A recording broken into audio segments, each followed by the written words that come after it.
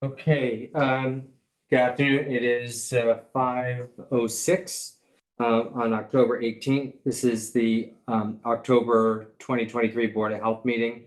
This meeting will be recorded, audio and visual, and will be posted to the YouTube and other social media platforms. By participating in this meeting, you understand that that the recording could contain your video stream or your audio stream. If you choose to enable your video audio device during the meeting, as well as anything else or anyone else that may be in the background could be recorded. So that is, and there's additional information on the public notice. So the first thing is approve the minutes from the May and September 2023 meeting, but I think we only have the September 2023 meeting, which was last month's minutes. I reviewed it.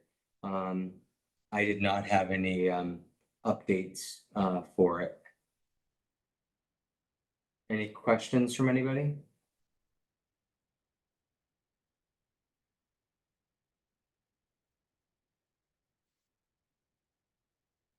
Is there a motion to accept the minutes? Motion to accept. Second. Okay, any discussion? All those in favor? Aye. Aye. Aye. Okay, so the September minutes are approved. We just have to get so the only ones outstanding are May. New business. So the Board of Selectmen approved a social media policy, which the board is going to send out to all committees and departments of the town, and would like input back on any concerns, questions to the sample policy. And I do not believe that has gone out yet. I don't remember receiving anything.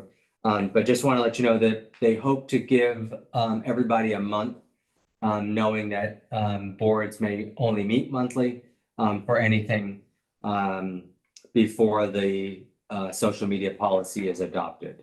But it talks about who can use the town's Facebook pages.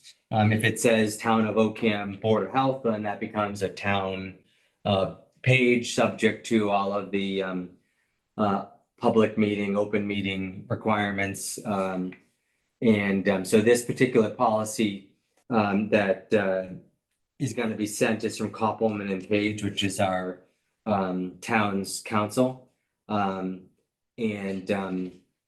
kind of goes through all of the legalese regarding social media. And so that's just for everybody to be aware of, that that's going to be coming. And so we should definitely discuss that at our next meeting in November, once everybody gets a copy to read it. The remote meeting policy also was, trying to think if that was adopted. I can't remember if that was adopted, but I think they sent something out on it. So there's another policy on remote meetings, and in line with the state of Massachusetts, which allows 100% virtual until 2025. So the town was asked to create a remote meeting policy that would kind of go over the guidelines for that. And I can't remember at the moment if that was finalized. I think it was, and it requires the finance committee, the finance, selectmen, planning board, and something else are required under the policy to use virtual. And then other boards and committees, it was at the discretion of the chair as to whether or not virtual would be needed. So that's kind of why I asked if everybody was going to be in person. Because we're not technically required to do it. I would just say my personal opinion would be that we always offer the option of virtual, even if we're all here, so that if there's a resident in the community that would like to attend virtually, or after a meeting, this will be available to the public, should somebody be interested in watching what happens. Any thoughts on that from anybody?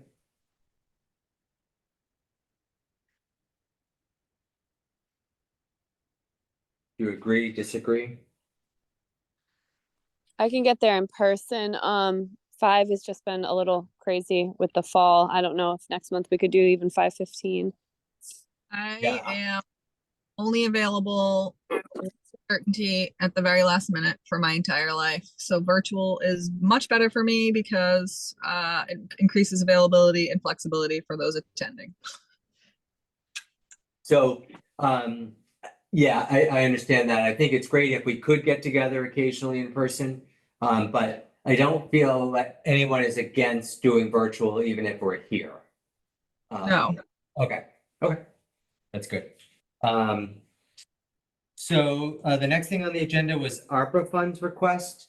The Board of Selectmen at some point in the last year had earmarked $10,000 to from ARPA funds for the Board of Health's purposes. So they did send all boards and committees an email a couple weeks ago asking for ideas from boards and committees. I don't think anybody from the Board of Health submitted anything. But we do have $10,000 that's on the website right now already earmarked for potential purposes of the Board of Health. One thing that I've talked about in the past, whether it would be ARPA or using our own funds, would be purchasing a trailer to put all of our tables, all of our equipment in, should there ever be like an emergency that we're staffing a shelter or doing an emergency dispensing site. I think we've talked about that in the past, but right now there's $10,000 earmarked. If you have any other ideas, they are still open to hearing them. But I just wanted to see if you had any thoughts now, or certainly we can discuss it in the future.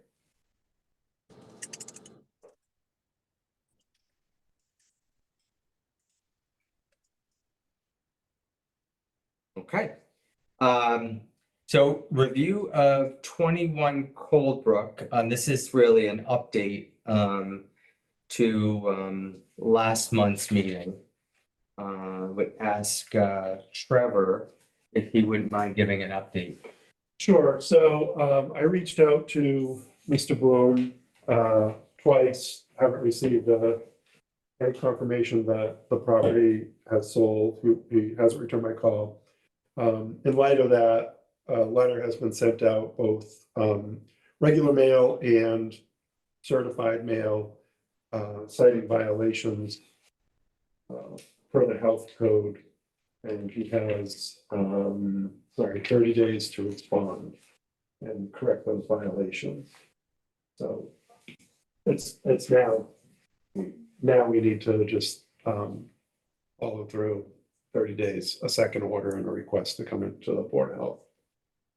And as I remember, there was communication with him prior. Yes. And assurances that he thought it was very imminent, that the house was going to transfer, and that the potential new owner was then going to take action, which would have definitely caused some disturbances in the environment there, but that's been delayed apparently again.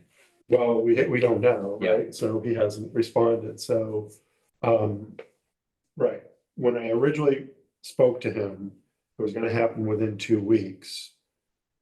I said I would call back within the 2. I did. He hasn't returned my call. I called again hasn't returned my call. So therefore, he gets the letter and we move forward.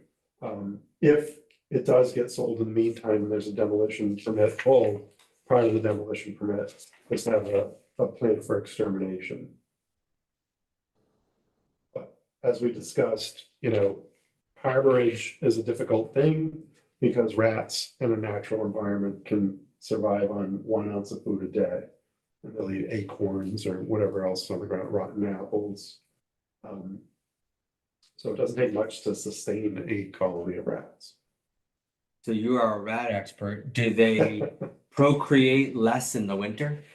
Yeah, their main breeding times would be early fall and spring. So with the less food available in the There'll be a winter, There'll be a die-off we'll see a natural reduction Yep. in that. unless they get into things like storm drains. They'll go where it's warmer. Yeah. Or farther in the ground. And I'm not quite sure that we have any storm drains. No. Okay. Any questions from anybody on this? I do not. Right. So, just a new business, not on the agenda, just informational. The town adopted a new updated public records policy. That public record access guidelines that delineates who the individuals are for public records requests. Very rare occasions, the Board of Health has received them, which I've often been responsible for providing information on. But there's very specific guidelines as to timeframes and responses. And so the selectmen recently voted to adopt an updated policy. And for the purpose of the Board of Health, the primary contact as a record access officer is the town clerk position. And what's happened in the past, when the town clerk receives them, she would email the Board of Health and I would then do a record search and then respond. So just that you're aware, there are very strict requirements when someone makes a verbal or even a written or even a verbal request for physical records. There are timelines that are required to provide those records. And the policy spells it all out.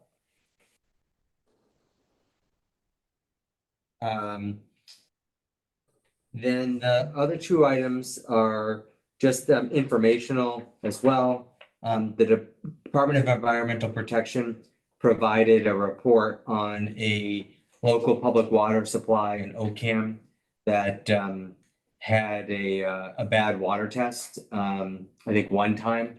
And they took necessary action to resolve it. And we also received a communication from the DEP regarding the public water supply at the Ocam Center School. Because we're the Board of Health, they just sent it to us as informational. We really have no regulatory responsibility for public water supplies, other than providing support, monitoring for issues if somebody ended up reporting effects of potentially bad water. But there were no water test issues. There were simply some recommendations that were made in that report that we all received a week or so ago. Any questions on any of those things? Okay. Ani, can you give an update on the Council on Aging informational luncheon that happened? Okay, Aaron was there. So we just met with them. They fed us food. They major concerns. We told them, Aaron gave them an update on what the Board of Health does. and they asked some questions. They had questions about vaccines. They're having a vaccine clinic coming up, which they're very excited about. They had questions about the utilization of their kitchen, which Aaron, I think you directed them on appropriate pathways to take. And I guess there's some background information that they need to settle with their own members. And they asked about the presence of first aid kits in the town hall and in OCAM emergency response vehicles, in which point I referred them to, as far as the town hall, I don't know the answer to that. I would defer to the Board of Selectmen. And as far as the police cars, which was their concern, I told them that they should probably ask the police about that and plan to let the police know that they were asking about that. Other than that, we didn't really do much except for talk about potential, we basically said, if there's anything you want us to do in the future, let us know. They were excited. I didn't think it was going to take that long. And they were like, they kept talking to us for a very long time.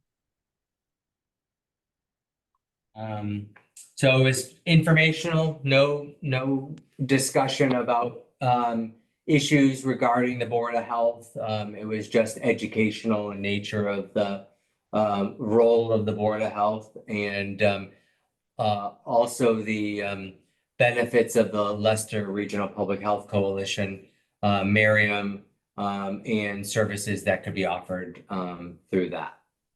So it was good. It was definitely a good opportunity to socialize. And the vaccine for flu is next Monday. I ended up posting it to the town website and Facebook page for the Board of Health, Monday, the 23rd from 12:30 to 3 p.m. And there's information on the website as to how to register. Last month, we talked about ECSI for CPR certification and babysitting. And so we are all set for that. Well, just if we're going to order any supplies, that's something that we would have to just arrange and get Kylie up to speed on kind of the system for ordering that. But each of you should have received information on how to sign up as an instructor. Do you recall that? I still can't get into my email, even though I called the help desk, so they couldn't figure it out and they're calling me back, which is hard because I work a lot. So no, I haven't seen it yet. Okay. I think I did it with your assistance, but I haven't heard Okay. anything. Okay. It's very simple to become an instructor.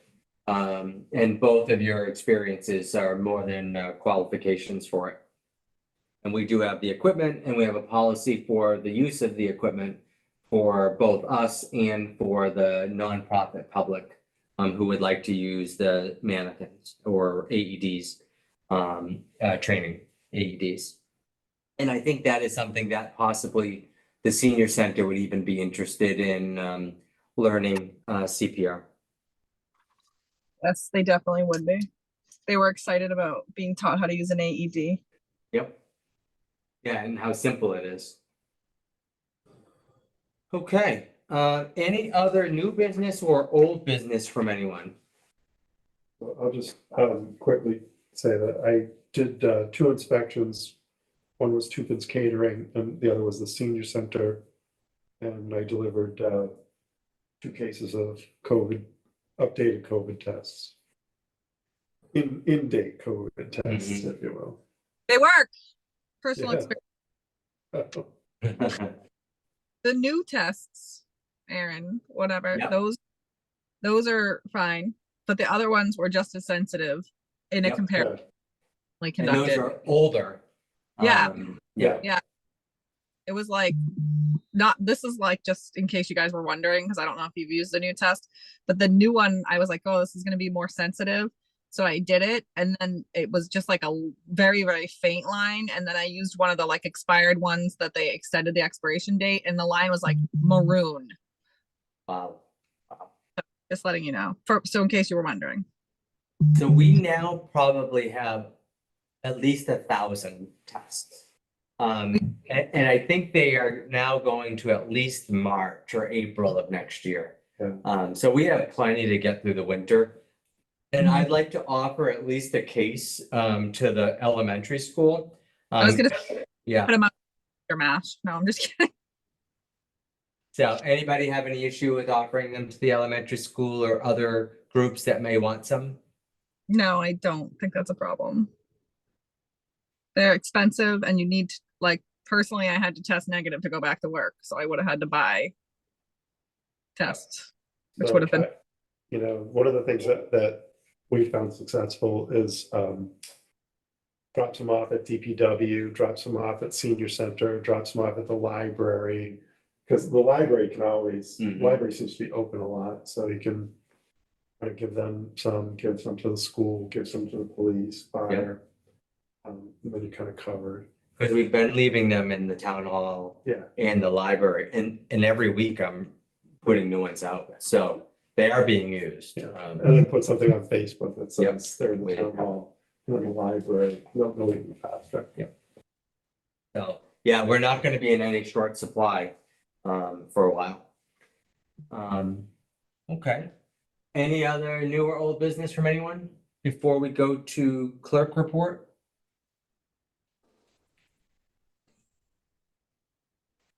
I don't think I.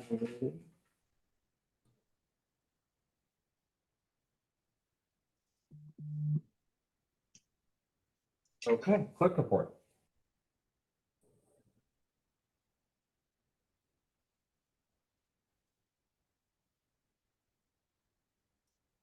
Want me to talk? I can't see it from here. Okay, That's- yeah. So Kylie provided the deposits and the payables, a perk test, an installer permit, a mobile food permit, waste management, trash from 2022, which we're in 2023, so way to go. They're getting there. A plan review, and a construction permit. And then one invoice for our alternate health agent for septic. So we received $850 in and payable of $550 out. 325 went to the agent for Phil to review the perk and for the plan review. And 525 went to the Board of Health revolving account, which is a for programs, services, and yeah, and then that would be a total of 850. I like this format. There is some question on the from the accountant on not showing any evidence of receivables in the Board of Health revolving account to date for 2023-24 fiscal year. So I do have to I'm gonna send her all of the what are they called, transfer forms that have been submitted, so that she can check to make sure that the account numbers are correct. Because in the past, all of our money would go to the agent and to the general fund. But now that we have a Board of Health revolving account, we've been depositing all of the funds that are involved for permits into that fund. So that should be available for things like the recycling day, covering costs of CPR classes, things like that. So we just want to make sure that that money is being deposited correctly. Or that our form is correct, because we definitely are depositing money. And Kylie's doing between like 4 and 6 hours every 2 weeks. Or is it 4 and 6 hours a week?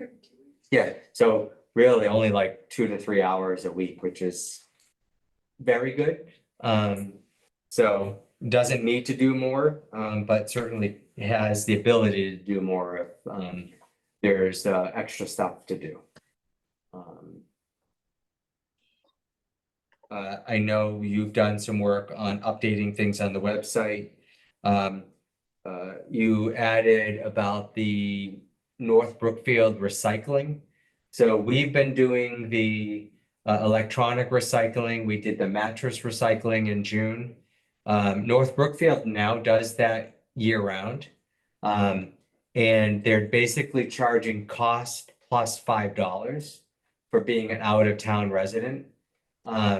Which is a great service for people. And I think we might look to doing either a postcard or something like we did for the last recycling day to let the residents know that that recycling option is available, that they don't have to wait until June. Certainly, and the prices are very reasonable. I think in some cases, less expensive than what we've been charging at our recycling day. So that's been posted on the website by Kylie. Was there anything else that you updated?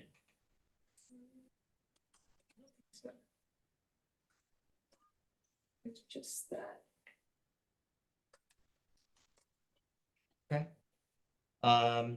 So public session, we have nobody here from the public. Anything else before we potentially adjourn? Okay. Let the record show that Diana has dropped off the meeting, but we still have Ani. So we still have a quorum. So Ani, would you move to adjourn the meeting? Move to adjourn. Second, all in favor? Aye. Bye. Good night. Wait, hold on quickly. Yeah, One wait, is this part of the meeting? doesn't need to be. Okay, so the meeting is over. Have a good night.